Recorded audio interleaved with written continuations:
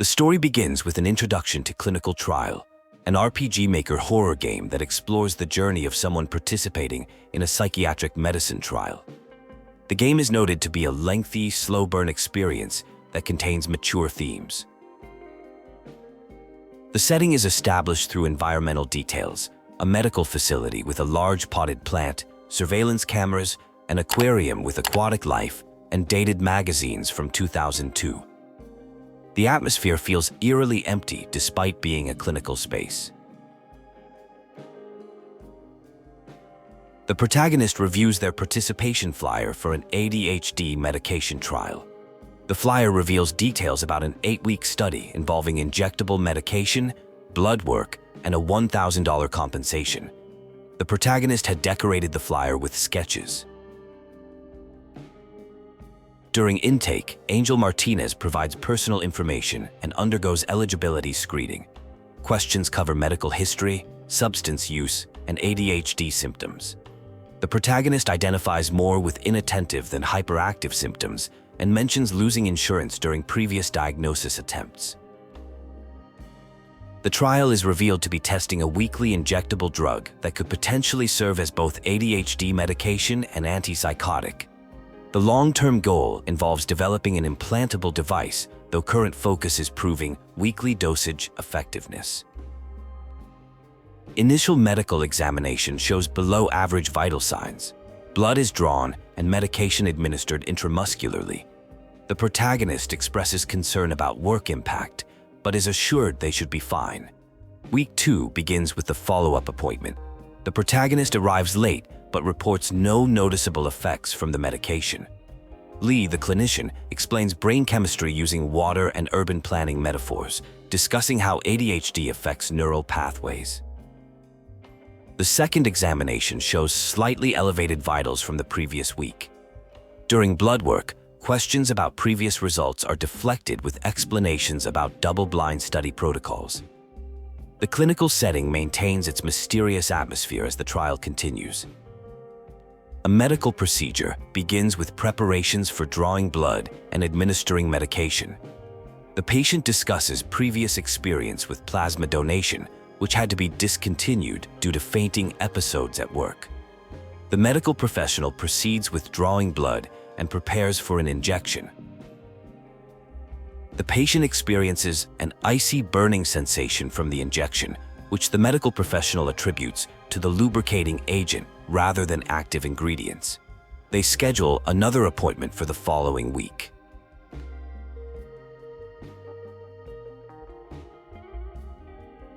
A scene transition occurs where someone experiences a nosebleed on a bus.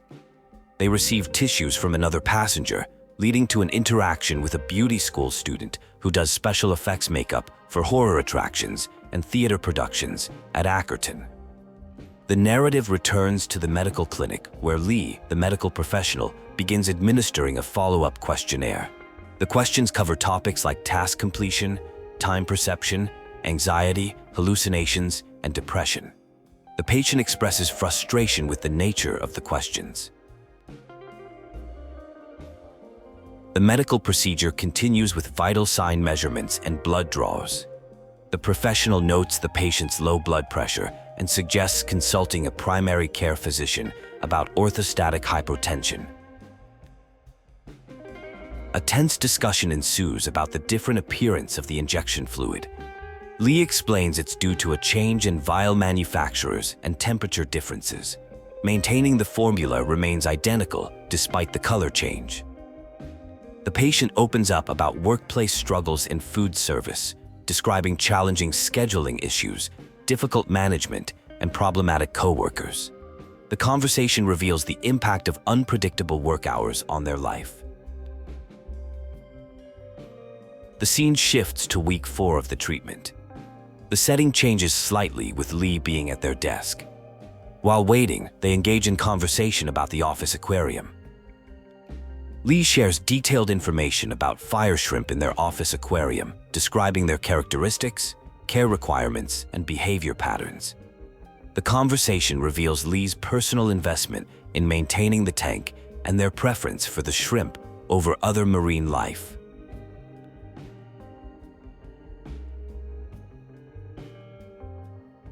The scene concludes with a discussion about an early German romantic painter's mysterious artwork and death, suggesting a haunting beauty in the landscape that allegedly drove the artist to madness. A historical story emerges about a mysterious death involving a parasitic infection that lay dormant before killing its host, similar to how cordyceps affects its hosts. However, this tale from the 1800s likely masks a simpler truth. Based on journal entries, the person probably died by suicide while suffering from severe depression.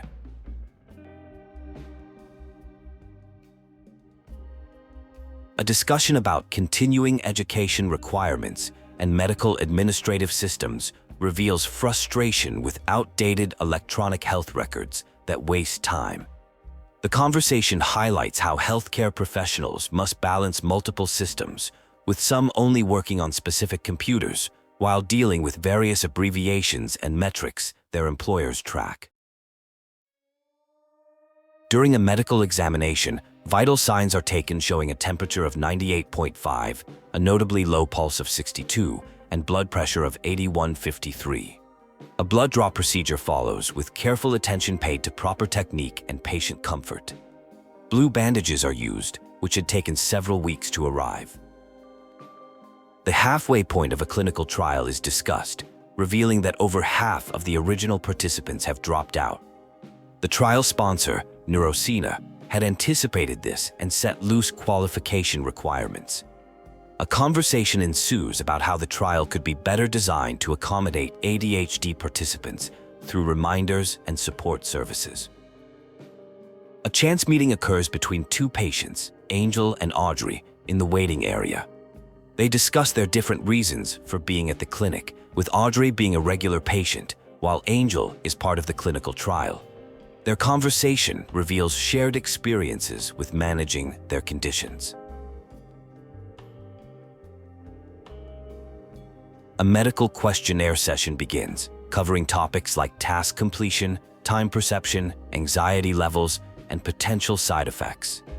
The patient reports some positive changes, including improved ability to complete household tasks and better experiences at work, though noting some physical discomfort during treatment. A discussion about medical lawsuits reveals they are common in the field, particularly in psychiatric medicine. Despite their frequency, proper documentation and staying within professional scope usually provides adequate protection. The session concludes with some concerning physical symptoms, including burning sensations and nausea. A peculiar scene unfolds with observations of a green fox and some artistic elements. There is a brief interaction about meeting after work, with someone agreeing to wait by the front. The atmosphere begins to feel increasingly hazy as week 6 progresses, with movements becoming slower and reactions more subdued.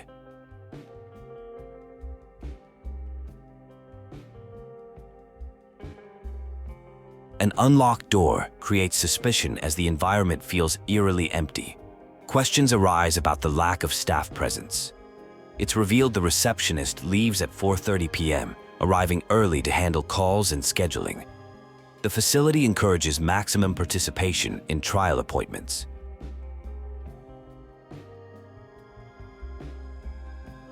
A medical examination begins with vital sign checks.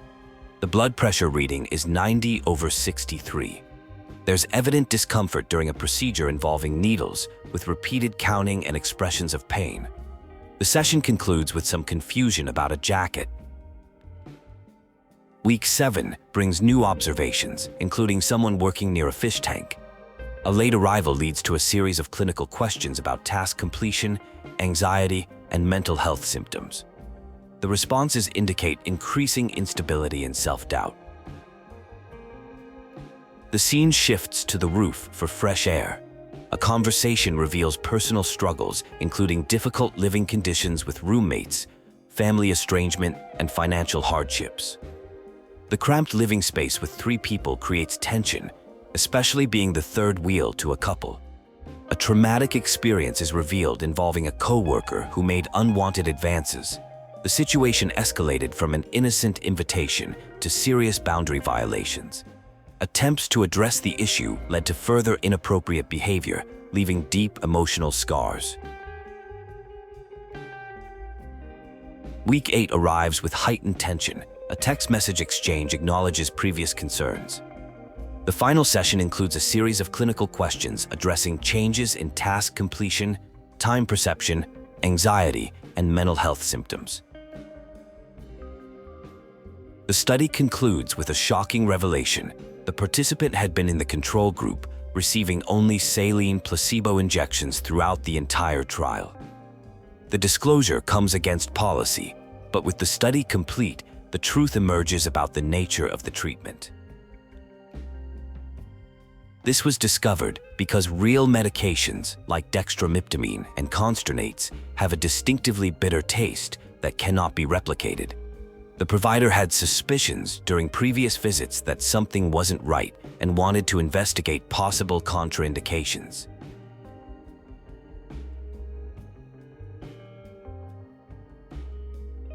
The discussion turned to the reality of placebo effects and how symptoms like shortness of breath and hallucinations can be normal responses to trauma.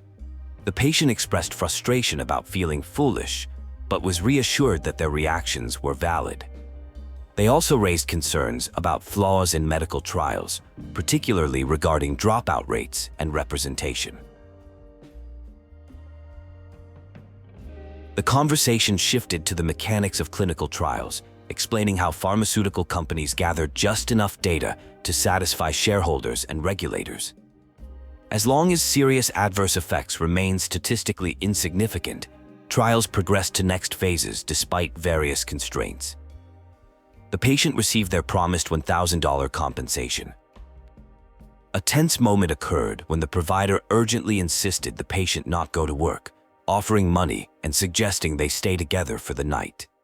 The journey to the provider's home revealed it was located 35 minutes away in a remote area, chosen for affordability despite their professional status. It was disclosed that the provider was actually a psychiatric mental health nurse practitioner, not a doctor.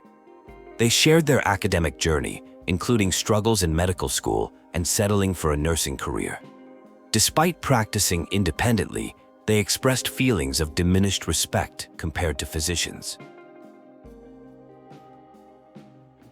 The discussion explored how untreated ADHD can significantly impact life trajectories, creating a catch-22 situation where symptoms make it difficult to seek treatment. The provider offered to refer the patient to another professional, acknowledging they had crossed traditional provider-patient boundaries. At the provider's home, they offered hospitality including clean clothes, toiletries, and sleeping arrangements. Despite the provider's insistence on giving up their bed, the patient opted to take the couch. They decided to watch nature documentaries together, discussing the merit of rewatching familiar content. The next afternoon, the patient awoke after sleeping for 14 hours. The provider had gone out to purchase food and a phone charger. The patient began exploring the house, noting various details about the couch, bathroom, and some unusual items like a duffel bag and tool wall.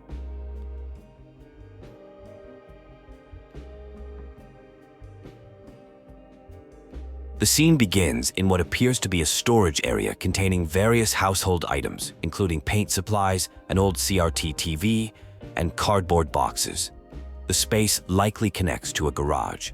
There's a casual mention of possibly watching documentaries later, though there's hesitation about going upstairs without permission. A conversation about cooking unfolds in the kitchen. One person offers to prepare breakfast, suggesting pancakes while discovering the kitchen is poorly stocked. There's a humorous exchange about expired flour and cooking habits, revealing one person mainly relies on prepackaged foods while the other enjoys cooking. The contrast between their approaches to food preparation becomes apparent. Communication issues arise as there's no cell phone reception in the area. The internet is also non-functional due to router problems, which haven't been fixed due to limited computer use at home. Despite an offer to help fix the connection, The investigation of the garage reveals lots of supplies and an ancient router setup.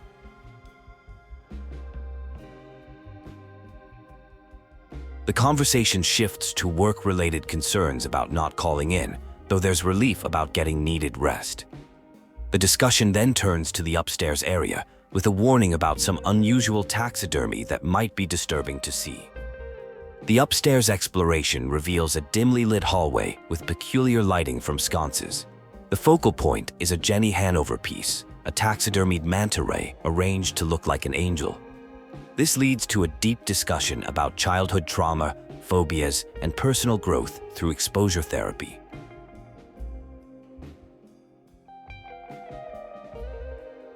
The conversation touches on spiders, particularly a brown recluse residing in the garage. The tour continues through a master bedroom and bathroom, featuring various preserved specimens including a butterfly and shells. The space is well appointed with a California king bed and custom features.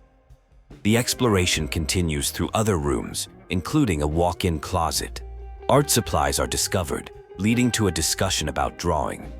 One person expresses interest in creating art, mentioning they draw better when their attention is split between two tasks. The scene concludes with a philosophical discussion about identity and belonging.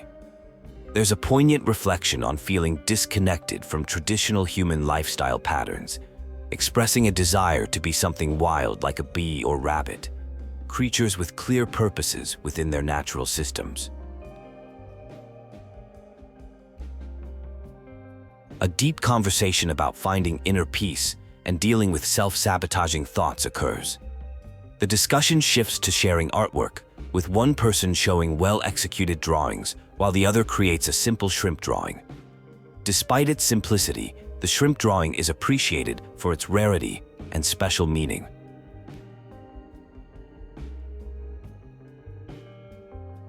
As evening approaches, they discuss the short winter daylight hours and mounting exhaustion. One person decides to stay an extra night instead of going to work, acknowledging the psychological toll of their minimum wage job. It marks a rare weekend off from their usual work schedule. The night brings an intimate moment as they decide to share sleeping space. Despite initial hesitation and offers to leave, they agree to stay together. The next morning reveals comfortable closeness with discussions about body temperature differences and sleeping habits.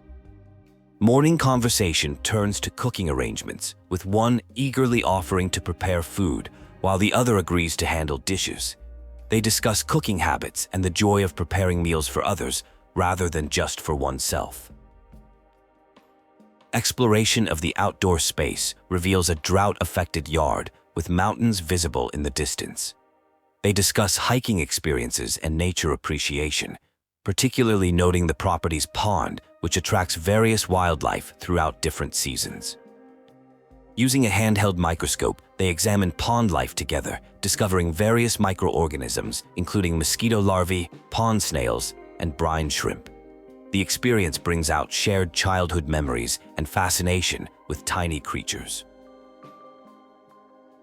After getting chilly from outdoor exploration, they move inside where one takes a bath. The interaction becomes flirtatious as they end up sharing the large bathtub, leading to playful teasing about propriety and eye contact. The evening concludes with another shared sleeping arrangement, emphasizing a desire for companionship over solitude. The moment is punctuated with a lighthearted joke about premarital bed sharing, indicating growing comfort and intimacy between them. A tense conversation unfolds between two people, with one feeling like they are imposing on the other. The discussion reveals that one person has limited experience with social interactions and sleepovers, having moved out on their own just last year.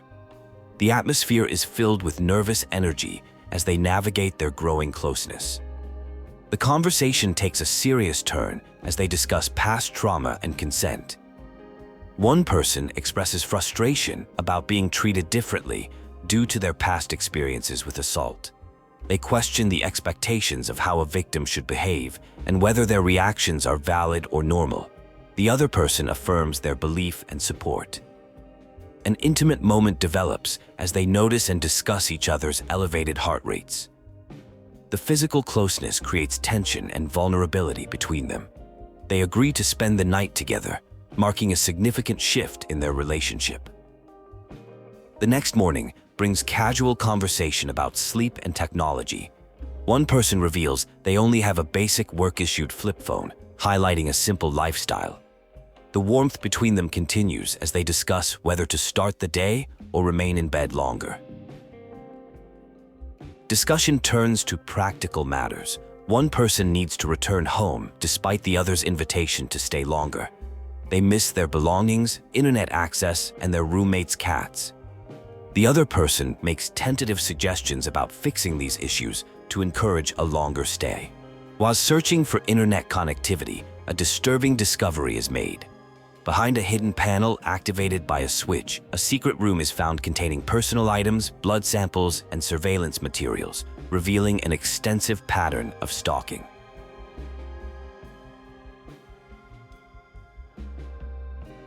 The revelation leads to a confrontation.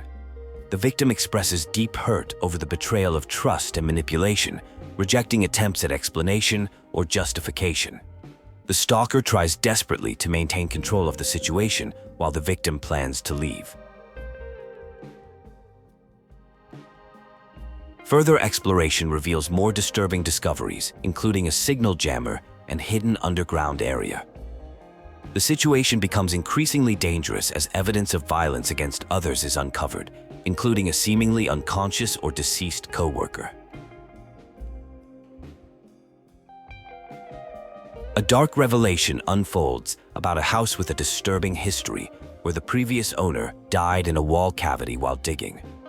The current occupant admits to having similar thoughts about using the space to end their life, but meeting someone special made them reconsider. However, they realize the space was meant for a different purpose, to deal with someone else. The scene shifts to a confrontation with Brandon, who works at a Korean bakery. Through clever deception using a drill made to look like a weapon, the perpetrator manages to trap Brandon. The interrogation reveals Brandon's history of sexual assault and his recent encounters, including a troubling incident with someone named Angel Martinez.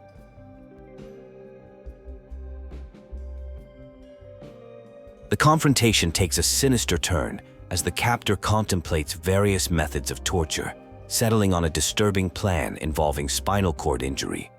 The victim is given a seemingly pointless choice between letters and numbers, leading to the decision to cause permanent paralysis, ensuring a slow and painful end. The narrative reveals intimate details about Angel Martinez, their work at a Korean restaurant, art school background, family dynamics, and personal interests. Despite knowing these details, there's an underlying tension about trust and deception between the characters. The relationship appears to have developed recently, but is complicated by lies and obsessive behavior. A tense discussion ensues about the consequences of their actions. The situation becomes increasingly complex, with concerns about police involvement, evidence linking them to the crime, and the challenge of maintaining consistent stories. One party attempts to convince the other to cooperate, while the other refuses to be complicit. The scene culminates in a critical moment of choice. One character offers the other 10 seconds to leave, creating intense psychological pressure. The remaining individual grapples with their involvement in the crime scene and contemplates their chances of proving innocence despite the circumstantial evidence against them. This is the first of two possible endings of the game. In a separate playthrough of Ending 2, the story takes an emotional turn as deeper insights emerge about loneliness, isolation, and personal struggles. The characters reflect on their life circumstances, with one living in remote isolation without friends, while the other faces economic and career challenges, creating a complex dynamic between them. A deeply personal conversation unfolds as two individuals discuss their connection. One person expresses feelings of desperation and shares how they cope through creative outlets like drawing. They reminisce about childhood experiences with dolls, revealing how they and their sister use them for comfort during difficult times. The discussion turns to the intensity of their relationship. One expresses unprecedented interest in the other, while concerns arise about expectations. Despite the unusual nature of their connection, genuine feelings are acknowledged, with one person expressing a strong desire to provide care and protection.